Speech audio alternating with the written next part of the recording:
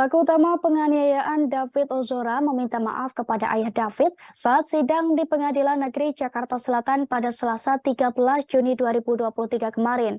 Namun permintaan maaf itu mendapatkan respons menohok dari ayah David, Jonathan Latumahina, di mana Jonathan tidak banyak berkomentar. Namun ia menekankan akan berpegang pada keterangannya saat menyampaikan kesaksian perihal kasus penganiayaan itu. Dilansir dari Bangkapos.com, dalam persidangan kemarin Mario Dandi sempat melayangkan permintaan maafnya secara langsung kepada ayah David Ozora. Mario Dandi menyebut dirinya mengaku prihatin dan meminta maaf kepada Jonathan perihal perbuatan dirinya kepada David Ozora. Namun Jonathan tidak banyak komentar usai dirinya mendengar pernyataan yang dilontarkan oleh pelaku penganiayaan anaknya tersebut. Dirinya hanya mengatakan bahwa akan tetap berpegang pada keterangannya. Selain itu, Jonathan juga mengatakan untuk melanjutkan kasus di pengadilan. Sebagai informasi, Mario didakwa melakukan penganiayaan berat terhadap Kristalino David Ozora 17 tahun. Atas kasus ini, Mario Dandi dijerat dengan pasal ke-1, pasal 355 ayat 1 KUHP, junto pasal 55 ayat 1 ke-1 KUHP, subsidiar pasal 353 ayat 2 KUHP, junto pasal 55 ayat 1 ke-1 KUHP. Atau dakwaan kedua, pasal 76C junto pasal 50 ayat 2 Undang-Undang Nomor 35 Tahun 2014 tentang perubahan atas Undang-Undang Nomor 23 Tahun 2002 tentang perlindungan anak junto pasal 55 ayat 1 ke 1 KUHP.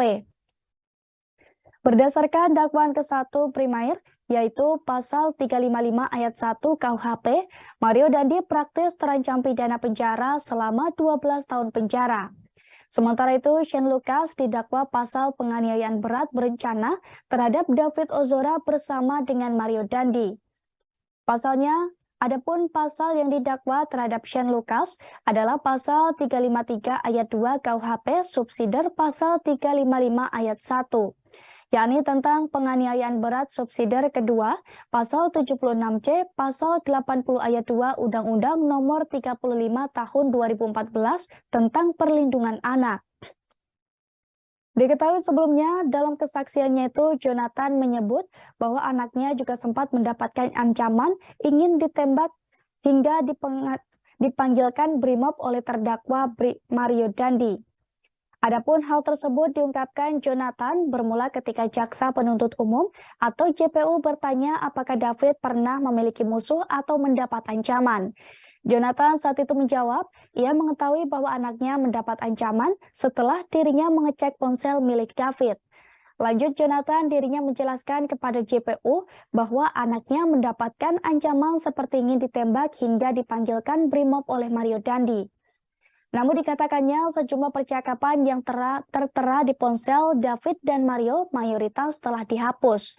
Adapun ancaman itu, Mario lontarkan kepada David melalui ponsel milik AG 15 tahun yang notabene-nya merupakan pelaku anak dalam kasus penganiayaan tersebut. Saya selaku pelaku utama, saya ingin menyampaikan turut prihatin saya terhadap kondisi David saat ini, dan saya juga ingin menyampaikan permohonan maaf yang sedalam-dalamnya dari hati saya. Baik, terima kasih yang mulia. Terus ada pernyataan tadi yang disampaikan. Iya. Saudara serahkan sama pengadilan atau saudara akan menanggapi sekarang yang tadi minta maaf? Iya.